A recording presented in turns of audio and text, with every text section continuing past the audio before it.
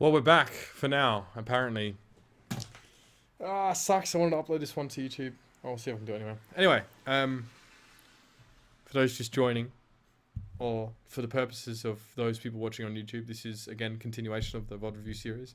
Part 2, Netherlands versus Canada. We're kind of missing the first round of this Koth map, which is a bit of a shame, but this has been a map in which not much casting is able to be done about the specific team fights, and more discussion of kind of what's been happening. So more of me and Matt going back and forth a little bit more instead of going for hardcore play-by-play, hardcore analysis and all that jazz. That's kind of how it works. And we'll just jump into this one in just a moment. Netherlands. And just when the Netherlands think they have forced a good team fight that they potentially could swing in their favor, an EMP wipes all their chances away. You forced the transcendence with a hack. That's what Shawfall managed to do. Canada are on another level compared to the Netherlands right now. They're completely in their heads. They're controlling space on the map. They're creating space for Shawfall and Agilities to also get big braces of kills. And there was no chance for the Netherlands to even get back on towards the point. That is demoralizing. How many attempts Yeah, they got rocked pretty hard there. even have to even get the point? I mean, So, like, obviously, the more one-sided a game is, the tougher it obviously can be sometimes to have content to discuss. There were two fights. There was the first fight, which they got picked off incredibly early on. There was too easy, got picked off by Shawfall and Sombra, which, I mean, you can't allow that to happen here. Yeah, and too easy died in that first fight. That's when it really hurt. He just got chased down by a Sombra. The Netherlands don't, and that's what's giving them the edge here. The SQC, very vocal player on his team. He and Joe Meister bounce off each other a lot in terms of their calls. Joe Meister kind of makes XQC is very vocal on this team. His own dives and confers quite frequently. Look, So, and that observation there, that observation is purely a personal observation I noticed. So that's not really me asking the players. That's me standing behind the Canadian guys for a while watching them scrims. Like, Joe Meister is the man with the plan. XQC kind of jumps into this sort of work around that. XQC is super communicative. Like, he talks so much, so... Matt has been casting for a while. He's been casting for quite some time. Yeah.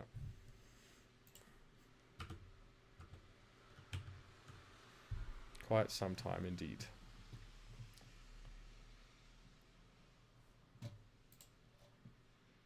All right. he speaks very, very fast and with a sense of urgency. Yeah. Joe Meister kind of balances them out. Canada have got really good communication. I feel like watching XQC today, though, he's done a fantastic job just picking out targets, jumping on them, communicating it to the team, because you never see, when you watch Canada, you know, him dive on one player and all the focus fire go to another. Now look at this now. Yona's going to go for the dive. Where's the backup? Facility's there. So Joe Meister's going to fall, and XQC was just a little bit too late to the party on the peel back now. Mortar and Facility getting those kills in there. Yona defying Rolf, and this will be Canada being forced back for the time being. Again, a lot of that comes from us only watching XQC in that fight.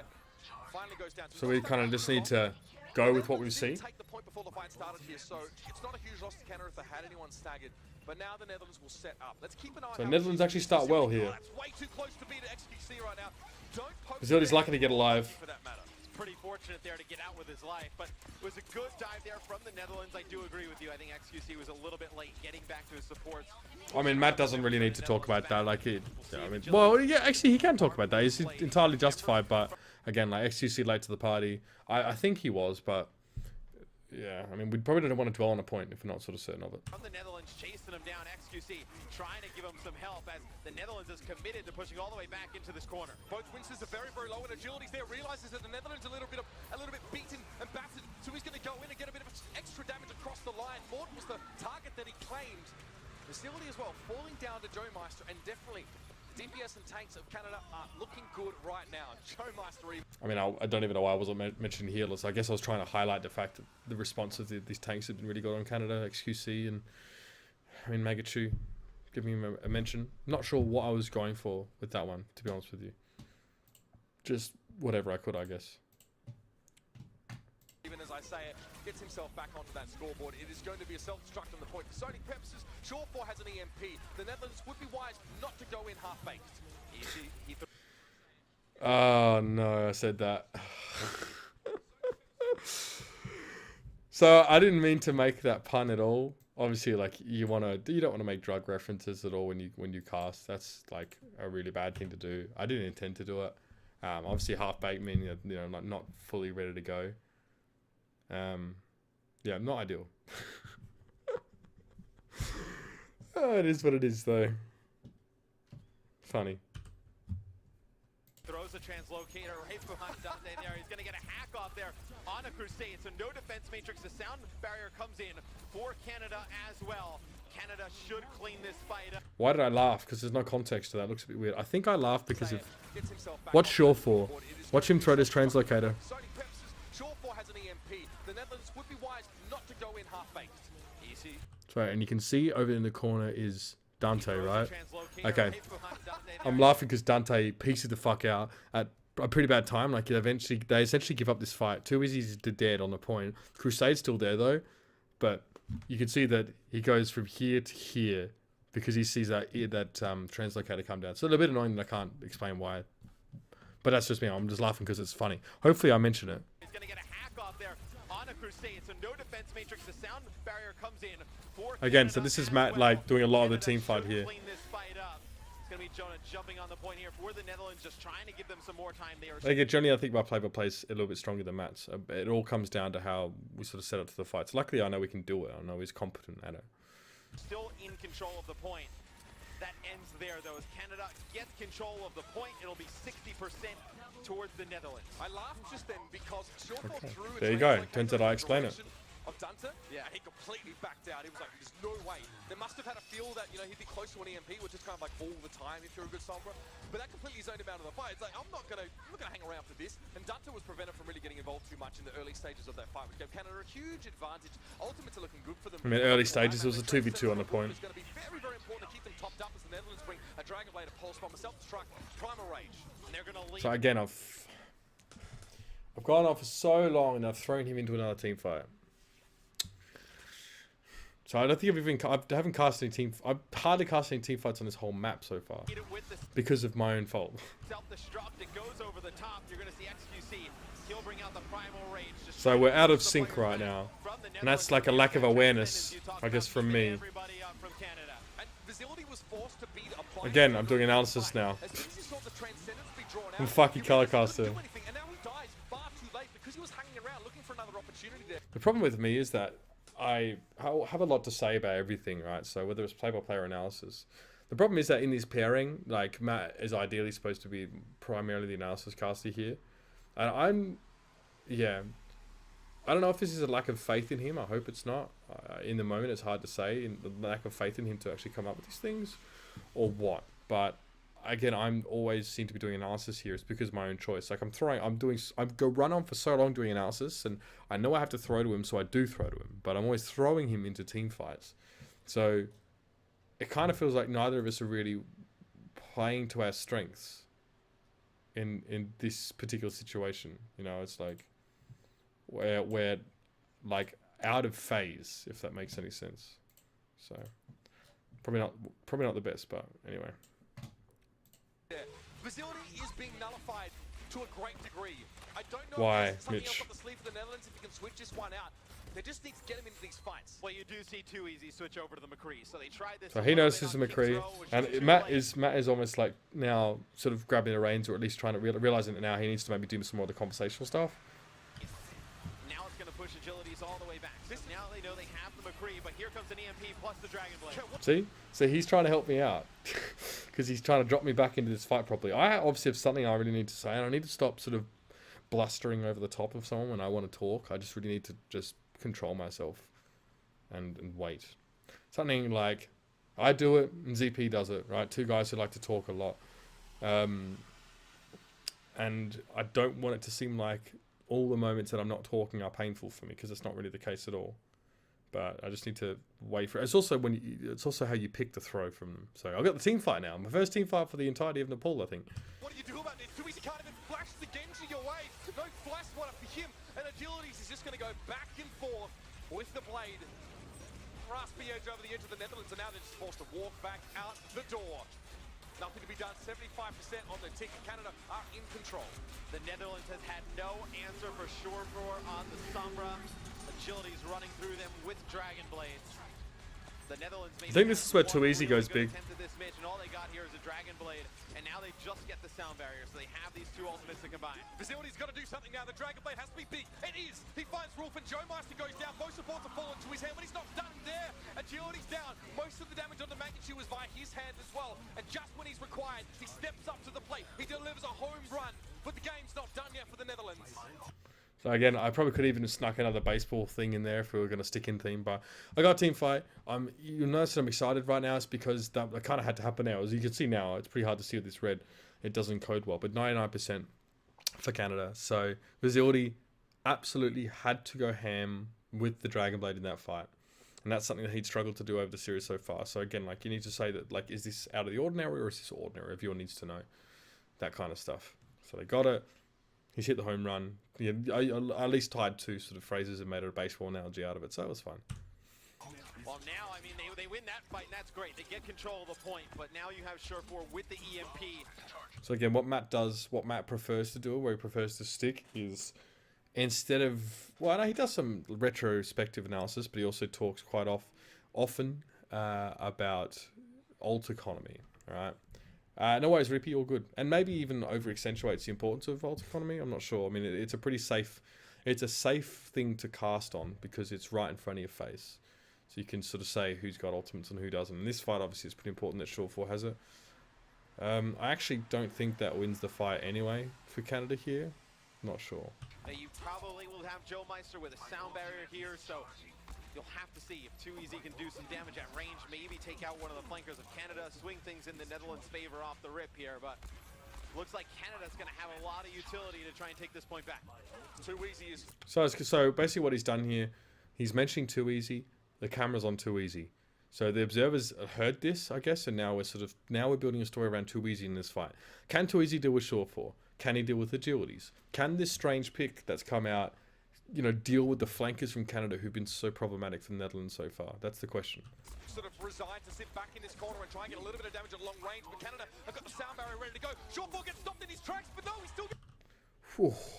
4 shots, that's big. The EMP off. He is cut down though. It's traded back and forth, and Agility's now with the Discord orb needs to give Too Easy a wide berth. The Transcendence coming forward there from Rolf was kind of out of position, and the Netherlands have a chance to break back in. Self-destruct. Too Easy steps aside, tries to get the flash out. He's going to get healing now, and that's important. We're in overtime, and this fight's about to get pretty darn messy. The jump forward there, XQC with the primal rage. Now, normally a lot of casters will throw off at pretty darn messy there.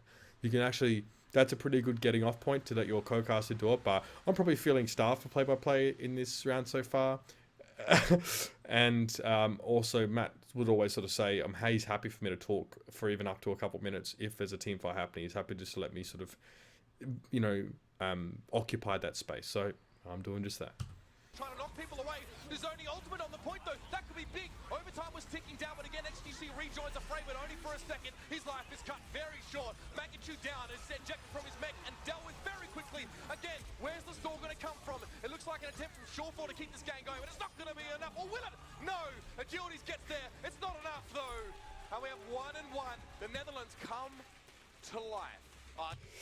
Obviously, that wasn't going to be much of a stall there. I'm not really sure why I let that. So, usually, I'm pretty good at realizing when like stall's going to work or not going to work. The YouTube video is too low. Okay. Okay. Yeah. So,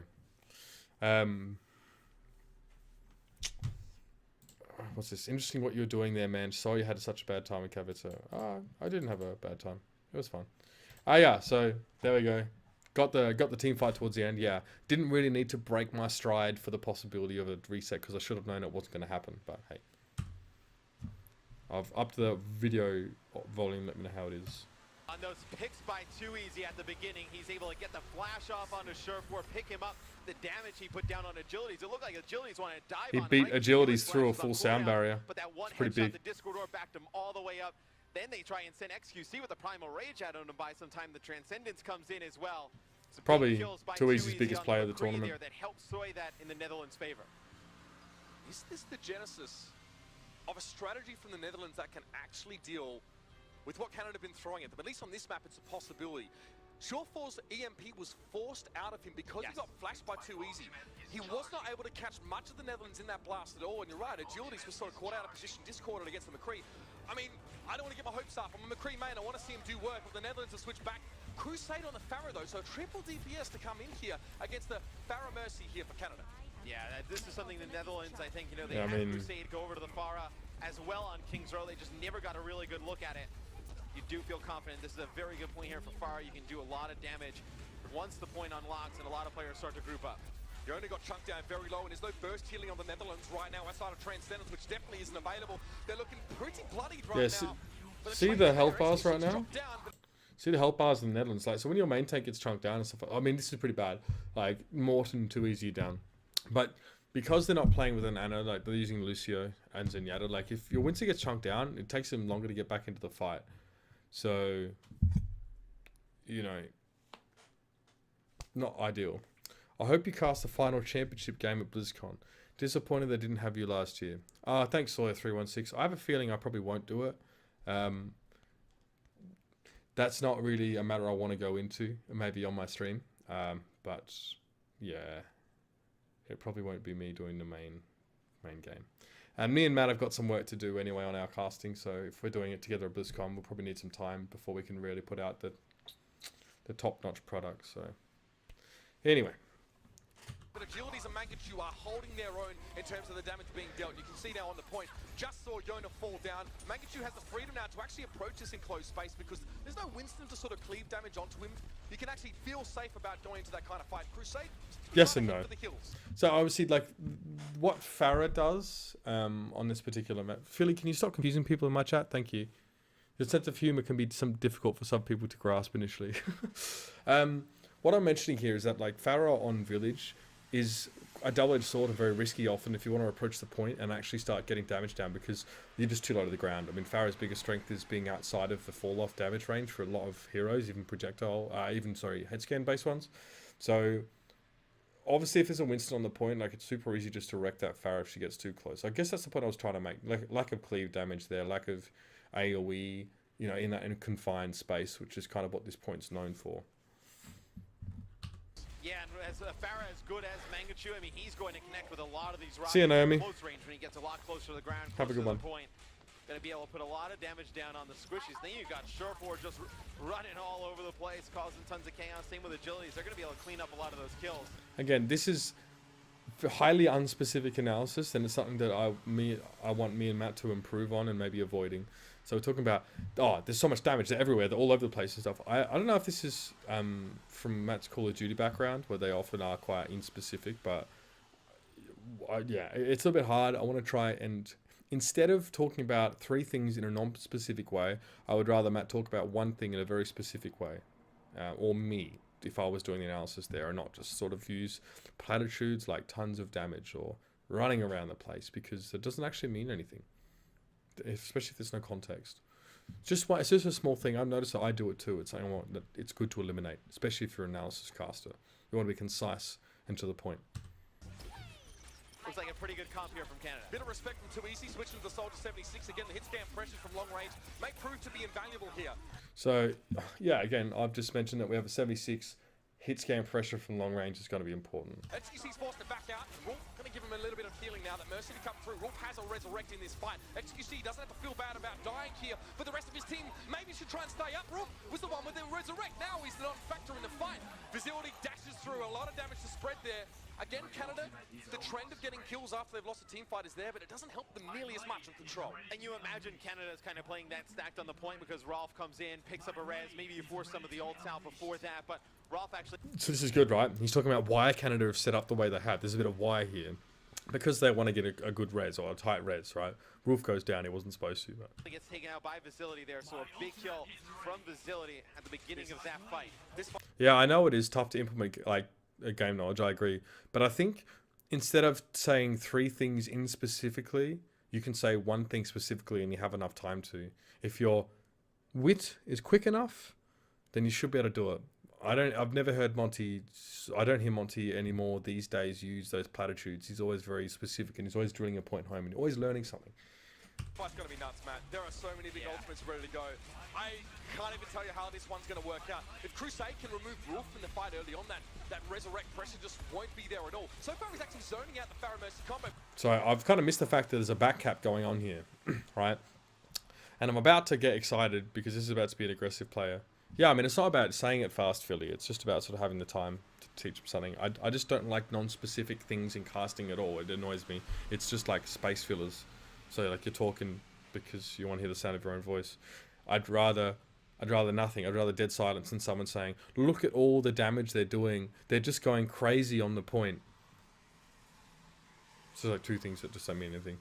So yeah, there's a back cap going on. Crusade goes in. I get excited. But now wants to commit to the point. That's very dangerous. He goes for the barrow to point blank and he gets pulsed. See how he gets pulse bombed in midair. That's why Pharaoh doesn't really want to commit to this point. That's incredibly aggressive play from Crusade and it cost him his life.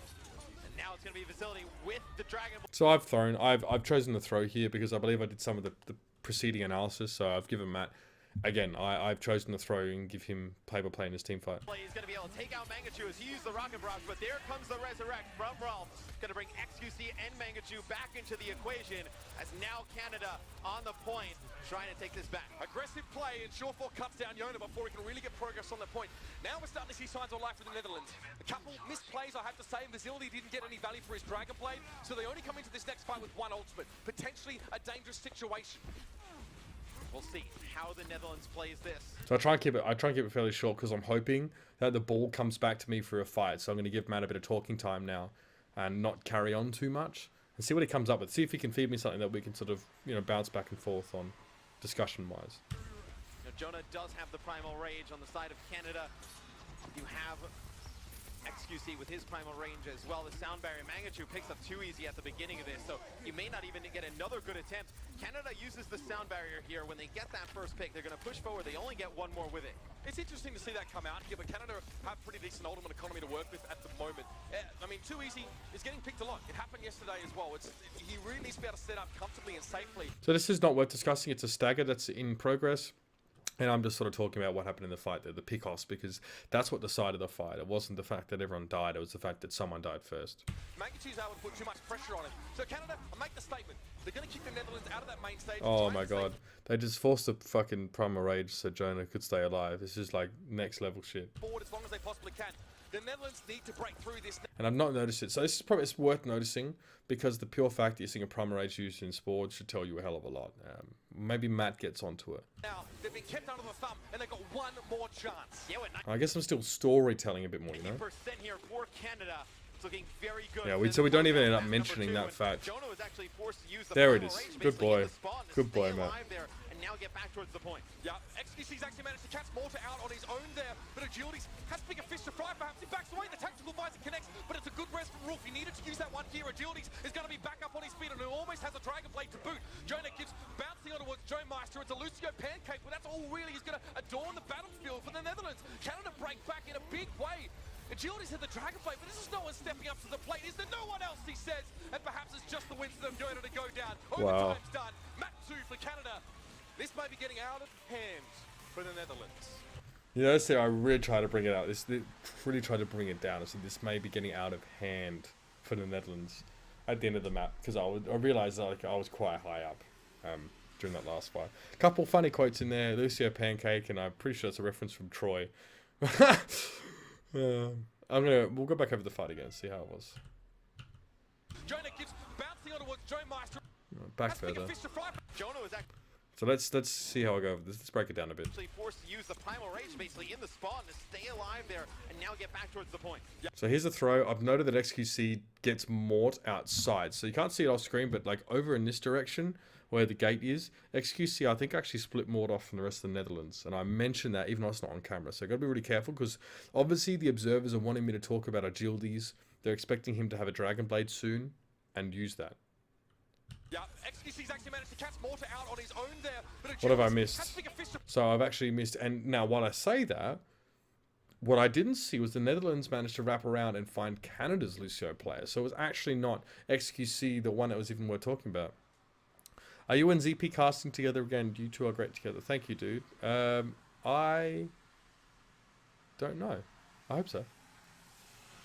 Anyway, so I'm trying to sort of talk about what I saw, but it turns out the thing that I started talking about off camera, or that eventually became off camera, was kind of the contradiction, because it was like, yeah, XQC catches Mort, and then he doesn't even end up killing him. And then Canada lose their Lucio anyway. So again, this will be a bit confusing for any viewer to watch, because you see the kill feed has no relation to the story I built up talking about Mort getting caught out instead of Joe Meister getting caught out. And Agility's fell to the attack visor. This is what's happening on screen, so I guess I didn't feel the need to refer to it. But there comes the res after this. To fry, perhaps he backs away, the tactical visor connects, but it's a good res from Rolf. He needed to use that one here. Agility is going to be back up on his feet. So, Rolf gets a res. I note that it's good, I guess. He kind of needs to use it, of course. Canada want to finish the round. So, in the process, Joe Meister gets fucking hammered again.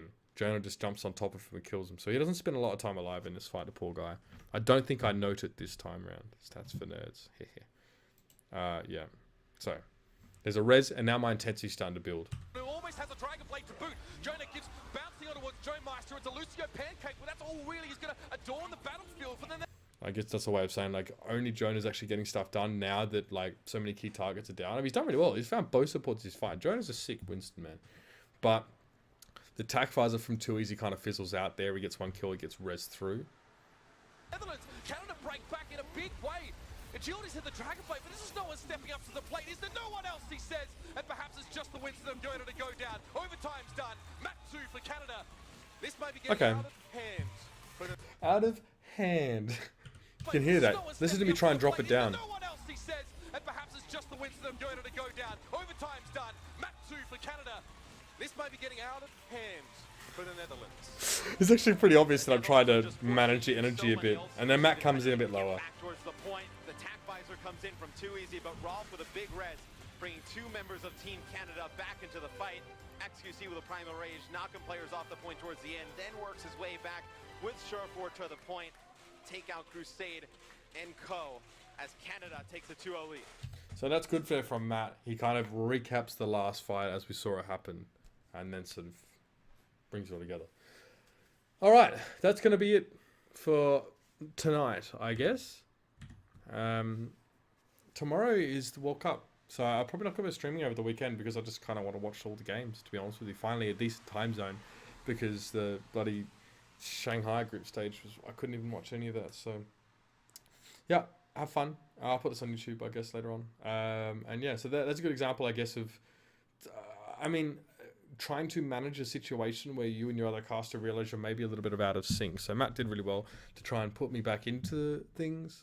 But again, I don't feel like this second map was my strongest. Definitely, I don't think I was able to play to my strengths too much, and I also didn't put myself in a position to be able to do what I'm supposed to do, if that makes sense. So again, it's tough for me and Matt to communicate with each other properly during the broadcast, so we need to follow the flow, and that's the way it comes out sometimes. All right, see you guys next time.